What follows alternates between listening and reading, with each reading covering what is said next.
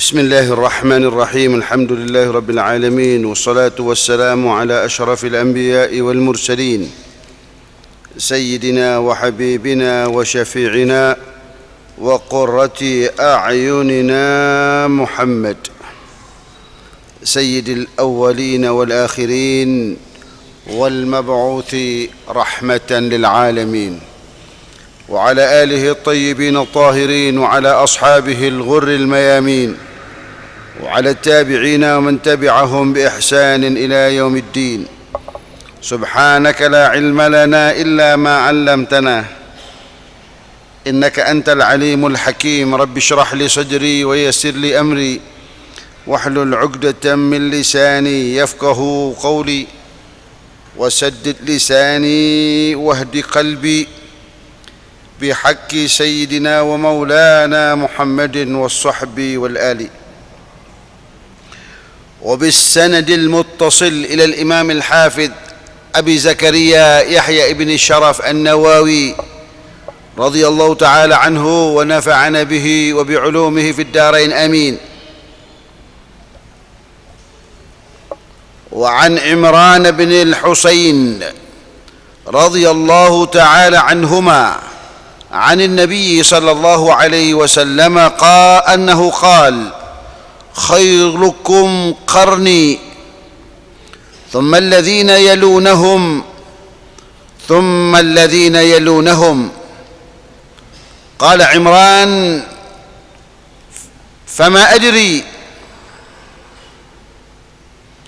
قال النبي صلى الله عليه وسلم: مرتين أو ثلاثا، ثم يكون بعدهم قوم يشهدون ولا يستشهدون، ويخونون ولا يؤتمنون، وينذرون ولا يوفون، ويظهر فيهم السمن. متفق عليه.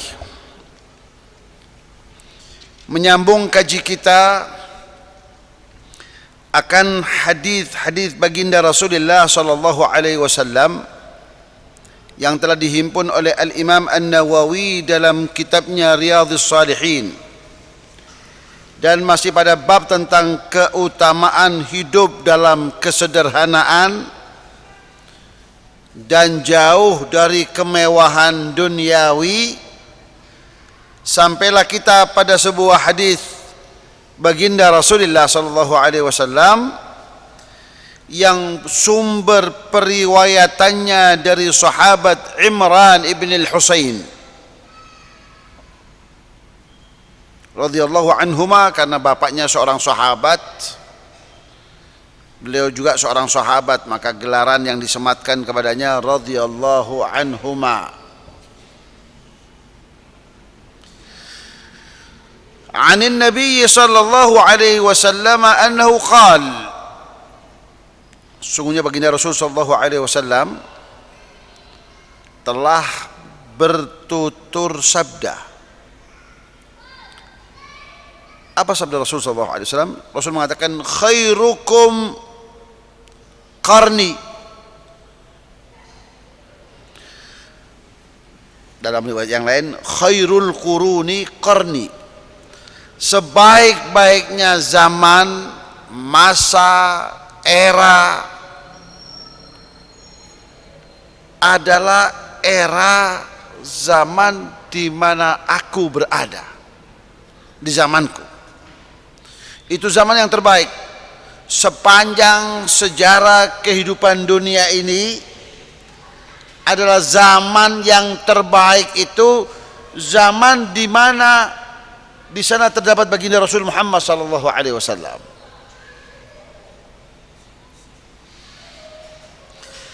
Bagi sahabat itulah juga komunitas yang terbaik, maksudnya yang beriman. Itulah adalah komunitas masyarakat yang terbaik. Nah, thumma alladhina yalunahum, kemudian disusul dengan era zaman yang berikutnya. Jadi kalau zaman sahabat dan zaman Berikutnya adalah zaman tabi'in. Thumma alladhina yalunahum. Kemudian disusul berikutnya zaman tabi'in. Itu oleh para ulama, para peneliti, tatkala dihitung-hitung sampai abad pertama Hijriyah. Abad pertama Hijriyah itu manusia terbaik. Tetapi menariknya lagi, di antara wejangan, nasihat, petuah baginda Rasul sallallahu alaihi wasallam di zaman yang terbaik untuk masyarakat yang terbaik, apa kata Rasul? Jaddidu imanakum. Di antara pesan-pesan Rasul adalah menghimbau para sahabatnya untuk selalu memperbaharui nilai-nilai keimanan mereka.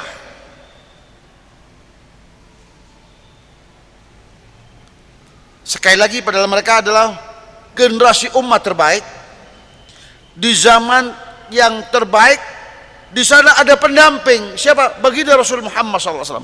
Ada pendamping, ada penyuluh, ada pengarah terbaik, baginda Rasul Muhammad SAW. Namun meski demikian, Rasul masih melakukan himbauan dengan kata-kata beliau, jaddidu imanakum. Hendaknya kalian selalu memperbaharui nilai-nilai keimanan kalian. Itu artinya apa? Kita mendapatkan gambaran yang jelas bahwa iman itu sifatnya fluktuatif, naik turun. Al-imanu yazidu wa yanqus. Iman itu sifatnya fluktuatif, kadang naik, kadang turun.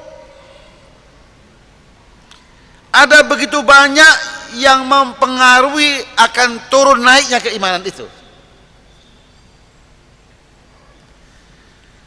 Yang jelas iman itu dinamis, berubah-ubah, karena ia bersemayam dalam kalbu.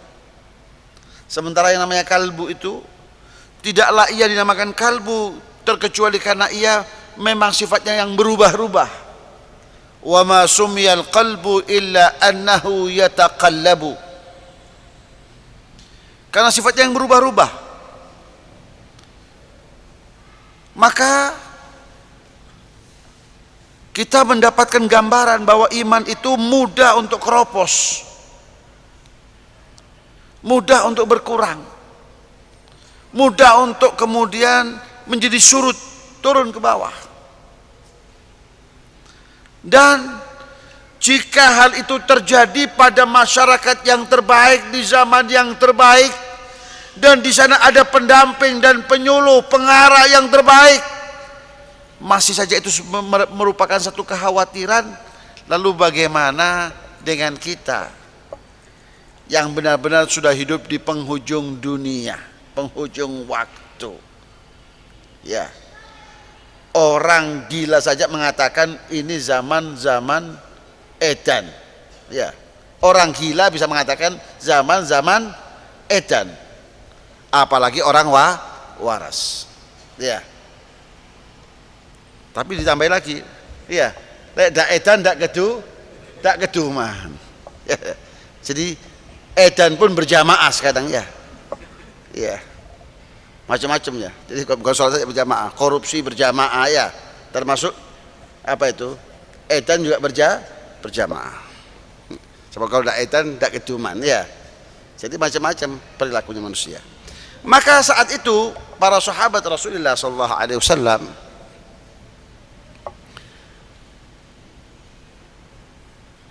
kembali bertanya kepada baginda Rasul, wa kaifa nujaddidu imanana ya Rasulullah? Bagaimana cara memperbaharui unsur-unsur keimanan itu, elemen-elemen keimanan itu? Apa ada jualan di toko? Ya, komponen iman sebut. Kalau usang kita buang, kita ganti yang baru. Saat Rasul ditanya dengan pertanyaan semacam itu, kaifa nujaddidu imanana, bagaimana cara kami memperbaharui nilai-nilai keimanan kami itu, Rasulullah mengatakan, qala bila ilaha illallah, dengan la ilaha illallah. Maka ucapan la ilaha illallah itu salah satu manfaatnya adalah untuk memperbaharui nilai-nilai keimanan kita.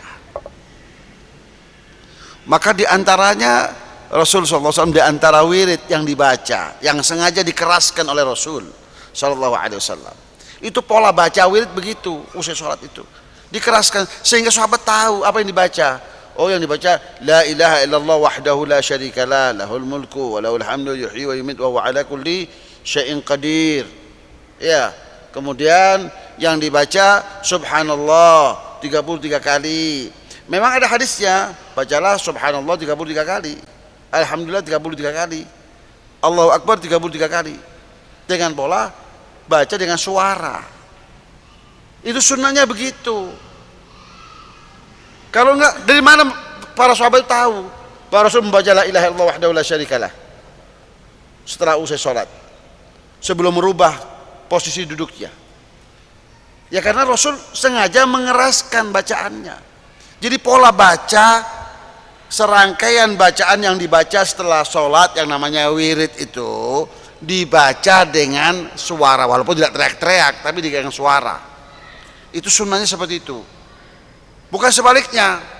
Ya, kita malah sekarang ini cenderung ya setelah assalamualaikum warahmatullah, assalamualaikum warahmatullah, mari kita diam bersama.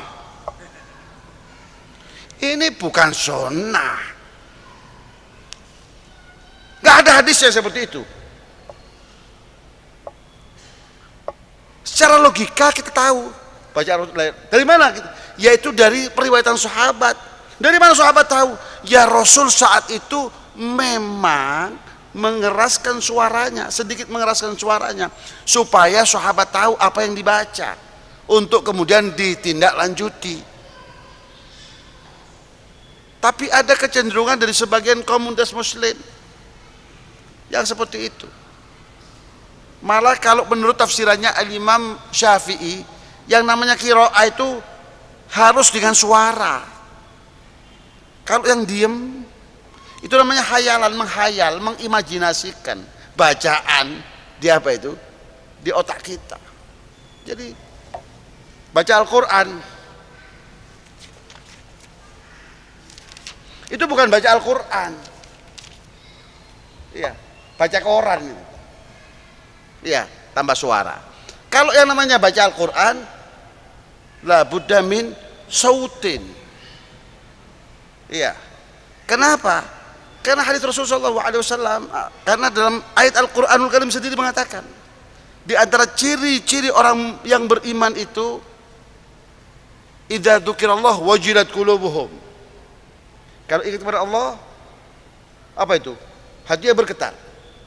Wa idza tuliyat alaihim ayatuhu, kalau dibacakan. Berarti apa itu? Ada yang didengar. Wa idza tuliyat alaihim ayatuhu, dan manakala dibacakan ayat-ayatku, ayat Al-Qur'an, zadatuhum imana, iman mereka akan bertambah. Dibacakan berarti ada yang didengar. Itulah kesempatan seorang mukmin untuk menambah nilai-nilai imannya. Jadi harus dibedakan antara baca koran dengan baca Al-Quran. Kalau baca koran, ya, dengan suara itu artinya warta berita, ya, bukan baca, warta berita, ya. Kayak penyiar TV itu bacakan apa yang di koran, ya, ulasan. Tapi kalau baca Al-Quran dengan suara, namanya baca. Kalau Imam Syafi'i harus dengan suara. Kalau tidak, itu menghayal namanya. Bukan bacaan tapi khayal, mengimajinasikan di dalam pikirannya. huruf-huruf Al-Quran tapi tidak membacanya.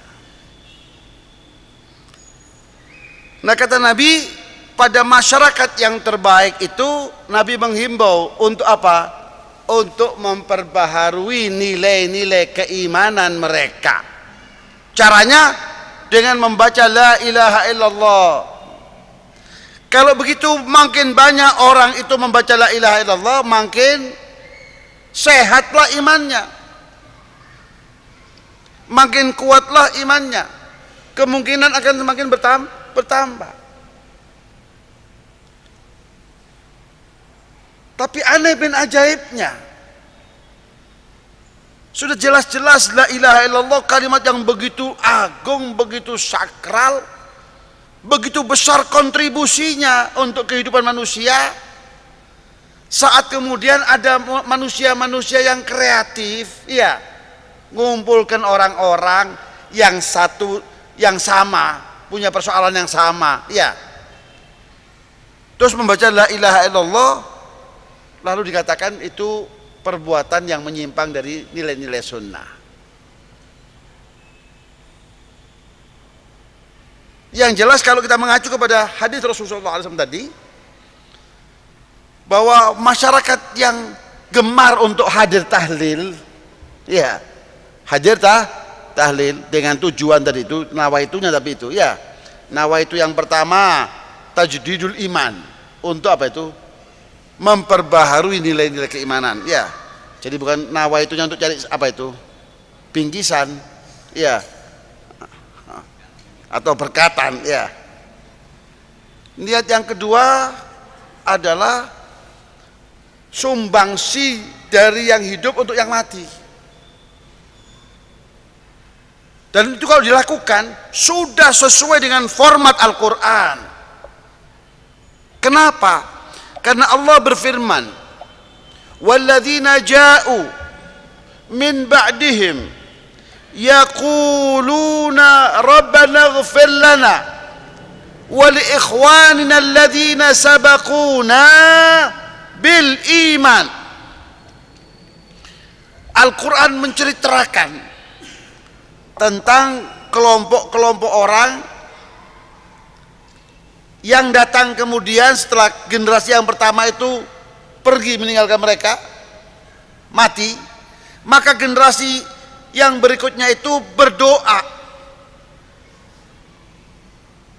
Karena sebagai orang yang beriman, ya, doanya nggak egois, bukan mendoakan dirinya sendiri saja. Maka Rabbana ighfir lana wa li ikhwanina, dan untuk ampunilah kami ya Allah, dan ampunilah saudara-saudara kami yang telah sabakuna, mendahului kami ke alam kubur sana dengan membawa serta nilai-nilai keimanan. Ya, tidak lazim, tidak harus yang pergi itu bapak atau emak. Nggak ada penjelasan di sini. Yang penting orang itu pergi mendahului kita ke alam kubur, mati dengan membawa nilai-nilai keimanan. Sabaquna bil iman. Andaikan istighfarnya yang hidup, permohonan ampun dari yang hidup untuk yang mati itu sia-sia dan tidak akan sampai kepada yang bersangkutan, niscaya Allah tidak akan abadikan dalam Al-Quran. Untuk apa Allah ceritakan ulang itu? Untuk ditindaklanjuti. Untuk apa Allah Subhanahu wa taala cantumkan dalam Al-Quran? Untuk memberikan penjelasan bahwa yang demikian itu boleh-boleh saja, sah-sah saja.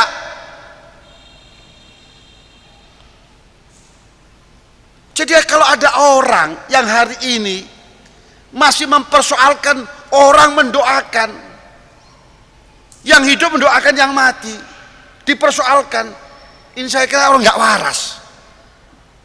Karena persoalan umat ini masih banyak yang lain, ya.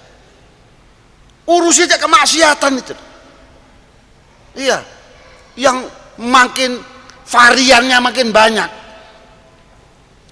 Ya, yang aneh-aneh, ya. Ada pemikiran untuk memunculkan kaum Lut kembali, itu berantas. Jangan berantas orang mau tahlilan, orang mauludan, orang yang mau bertakarub kepada Allah, justru itu yang diperangi. Aneh. Nah, jika yang istighfar yang hidup untuk yang mati itu sebuah kesia-siaan dan tidak akan sampai, karena hadisnya jelas, idza mata ibnu adama in qata amaluhu illa min salat.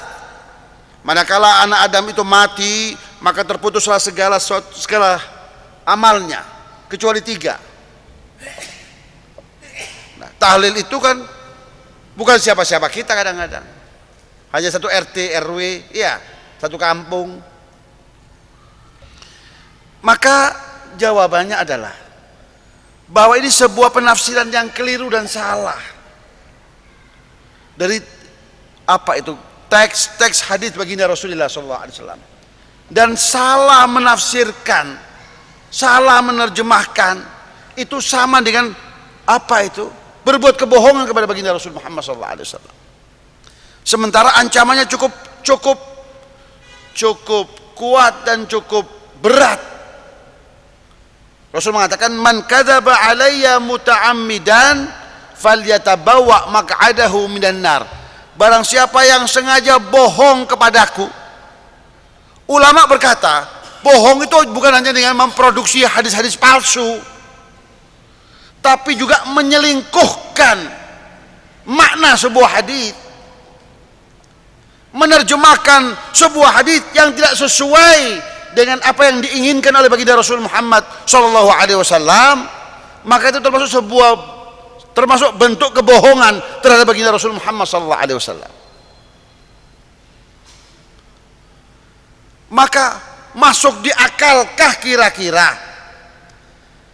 kalau ada komunitas masyarakat dari umat ini merespon himbauan Rasul tadi itu untuk memperbaharui keimanannya dan merespon ajakan Al-Quran untuk beristighfar untuk saudara-saudara kita yang telah mendahului kita ke alam baqa,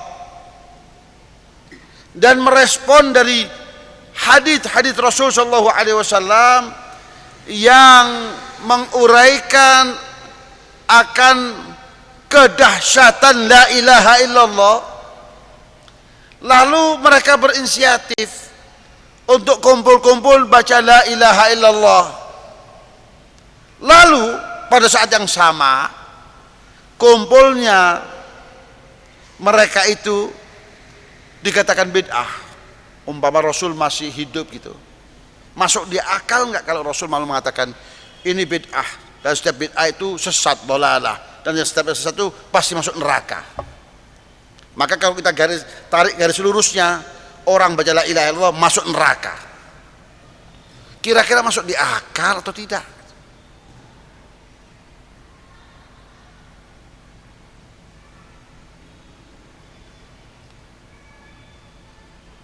Ini yang saya katakan tadi, sebuah kebohongan.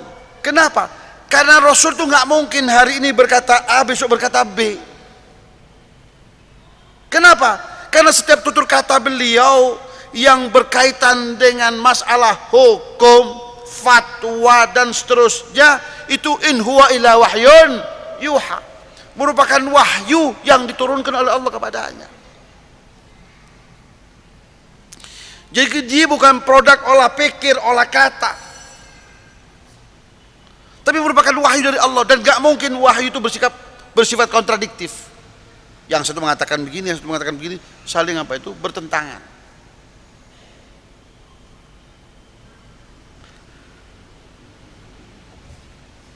Maka jika Rasul sallallahu alaihi wasallam menghimbau pada masyarakat, sahabat yang dinyatakan khairul qarni tadi itu, sebaik-baiknya kalian adalah yang hidup di zamanku, yaitu para sahabat Rasulullah SAW, pada saat yang sama Rasul menghimbau mereka untuk apa itu? Memperbaharui nilai-nilai keimanan mereka. Itu memberikan gambaran kepada kita bahwa iman ini mudah untuk berubah dan mudah untuk terpengaruh, dari atas bisa merosot ke bawah. Maka Rasulullah SAW untuk mengantisipasinya, himbauannya adalah jaddidu imanakum bila ilaha illallah.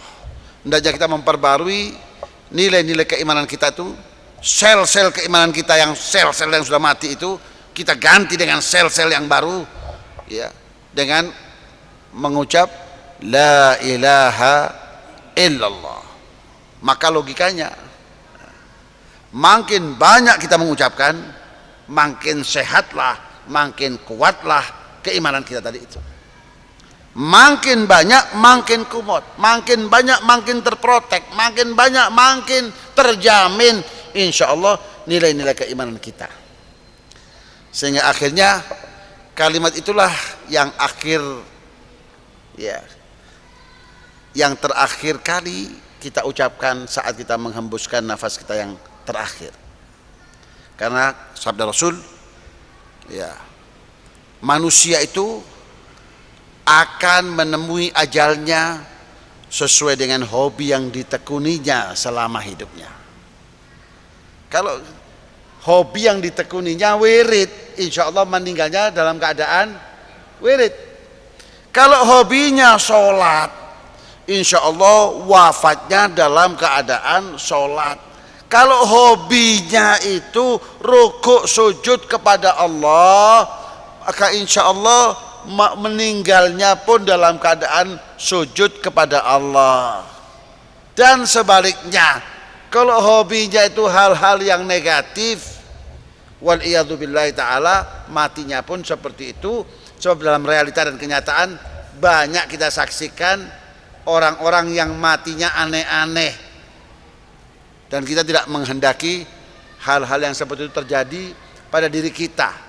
Oleh karena itu Al-Imam Al-Habib Abdullah bin Alawi Al-Haddad dalam kitab Nasaih Diniyahnya mengatakan, jika engkau menghendaki kematian yang baik, maka begitu engkau mendengar tentang hadis ini, engkau awali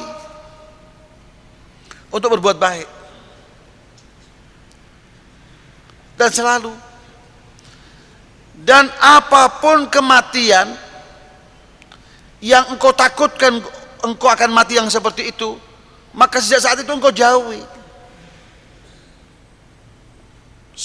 Misalnya kita tidak mengendaki meninggal dalam keadaan su'ul khatimah, iya, meninggal dalam keadaan misalnya lupa kepada Allah, iya, mati dalam keadaan mabuk, ya, mati dalam keadaan mendem, tidak mabuk, mendem, ya, ya, itu, ya, kalau hobinya mendem 24 jam mendem, ya, ya, insya Allah matinya juga dalam keadaan mendem, ya. Demikian pula kalau orang hobinya wirid dijadikan hobi, zikrullah dijadikan hobi. Ada dalilnya, ada. Alladzina yadhkurullah qiyaman wa qu'udan wa 'ala junubihim. Mereka yang berzikir kepada Allah dalam keadaan berdiri, dalam keadaan duduk, dalam keadaan berbaring, saking hobinya sampai tidur pun berzikir kepada Allah. Nah, insya Allah meninggalnya dalam keadaan berwirid, berzikir kepada Allah.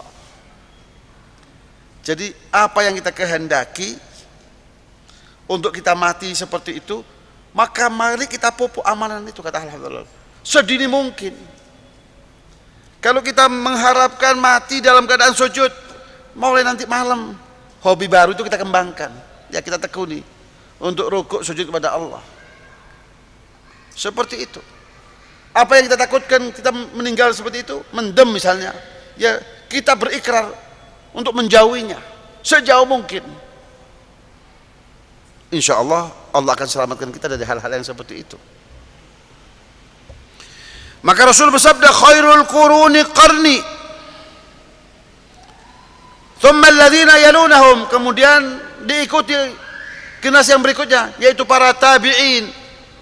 Ya, maka kita mendapatkan kalau pada generasi sahabat itu seperti sosok Sayyidina Abu Bakar, ya, Sayyidina Umar, Sayyidina Uthman, Sayyidina Ali, yang sudah nggak perlu lagi dipaparkan tentang mereka.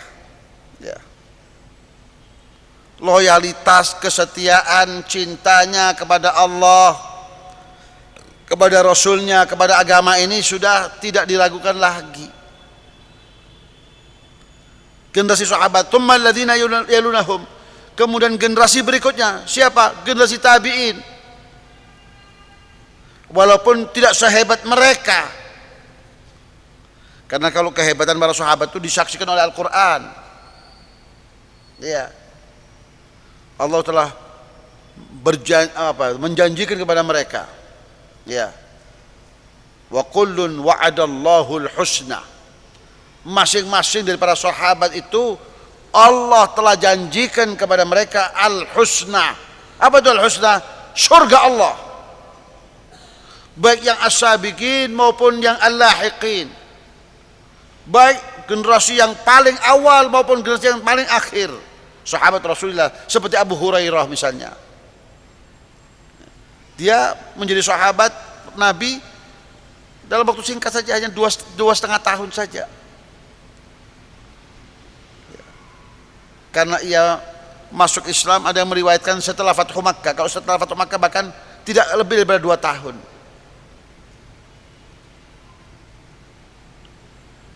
Maupun generasi-generasi yang sebelumnya, ya, as-sabiqin al-awwalin, seperti Sayyidina Abu Bakar, Imam Ali. Nah, tsumma alladzina yalunahum, kemudian generasi yang berikutnya siapa itu? Tabi'in. Seperti siapa? Al-Imam Al-Hasan Al-Basri, Abdullah ibn al-Musayyib, menantu daripada Abu Hurairah. Al-Imam Al-Hasan Al-Basri, bagaimana ibadahnya, bagaimana zuhudnya, bagaimana waraknya. Tsumma alladzina yalunahum, kemudian disusul generasi berikutnya tabi'in. Siapa? Ada Al-Imam Malik, ada Al-Imam Asy-Syafi'i. Ya, manusia-manusia hebat yang memenuhi dunia Islam dengan kehebatan mereka. Dunia Islam dipenuhi dengan kehebatan mereka, ilmu mereka, ya, nilai-nilai perjuangan mereka. Contoh misalnya seorang Imam Syafi'i, kita gak bisa mengukur betapa mulianya beliau di sisi Allah kalau kita mengacu sebuah hadis saja. Kata Rasul, barang siapa yang menunjukkan akan nilai kebaikan kepada seseorang, lalu orang itu menjalankannya, maka orang yang menunjukkan itu akan mendapatkan bagian dari kebaikan itu tanpa harus mengurangi nilai pahala dari orang yang mengerjakannya.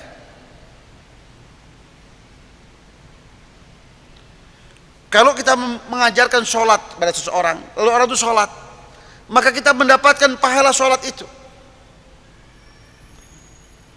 tanpa mengurangi pahala sholat yang akan diperoleh oleh orang yang melaksanakannya.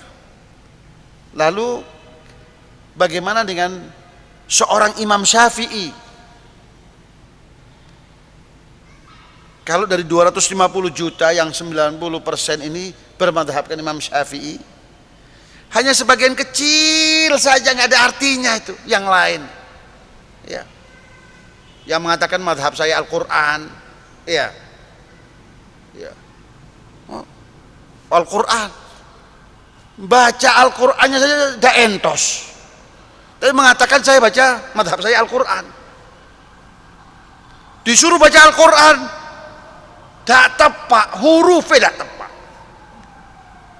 panjang pendeknya tak tepat, bisa-bisanya dia mengatakan madhab saya Al-Quran. Maka kita tidak dapat mengukur berapa deposito pahala dari kebaikan yang diperoleh oleh Imam Syafi'i itu dari setiap warga. Ya, taruhlah masyarakat Indonesia, masyarakat Islam Indonesia saja, belum jadi belahan yang lain.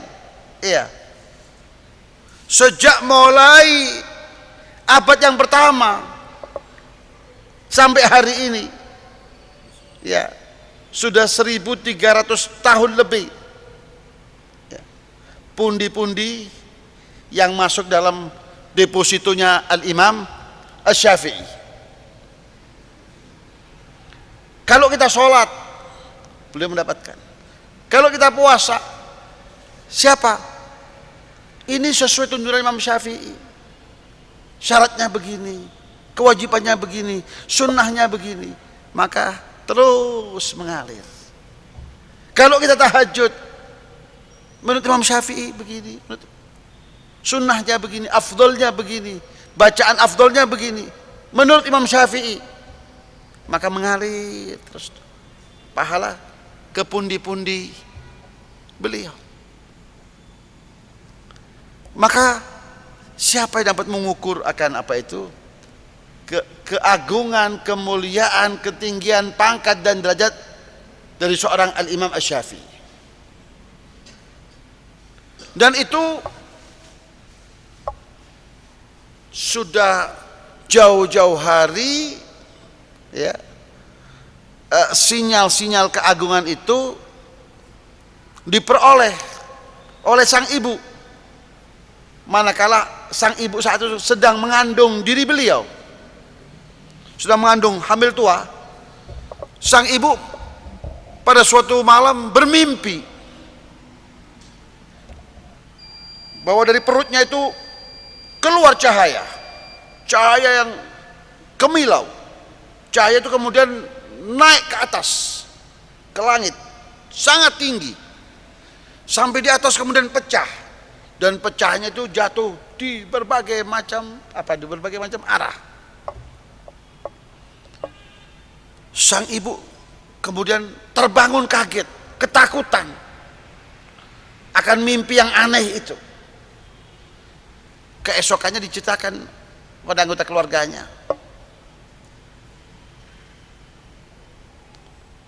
Lalu salah satu keluarganya itu bertanya kepada orang pintar yang bisa mentakwilkan mimpi.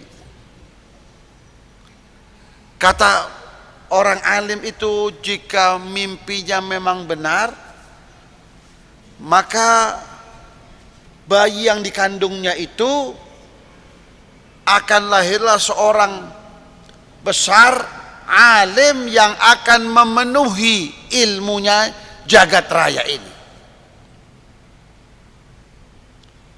Dan itu terbukti. Imam Syafi'i dilahirkan di Asqalan, Palestina. Iya. Ilmunya sampai ke kota Malang. Iya. Berapa ribu kilo itu? Kalau kita ukur dari Malang ke Palestina sana. Iya. Ilmunya sampai kepada kita. Bahkan lebih jauh lagi ke sana. Hal itu sebagaimana yang pernah disinggung oleh baginda Rasulullah SAW dalam sebuah hadisnya, alimu Quraisyin yamla'u tibaqal ardi ilman.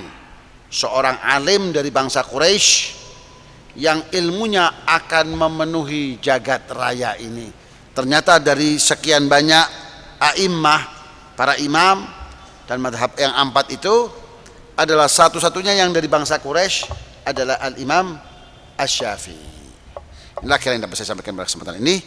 Mudah-mudahan apa yang saya sampaikan menjadi cucuan ilmu yang barakah dan bermanfaat bagi kita semua fid din wa dunya wal akhirah. Harapannya seiring dengan bertambahnya ilmu akan bertambah pula nilai-nilai keislaman, keimanan dan ketakwaan kita kepada Allah Subhanahu wa taala. Amin ya rabbal alamin.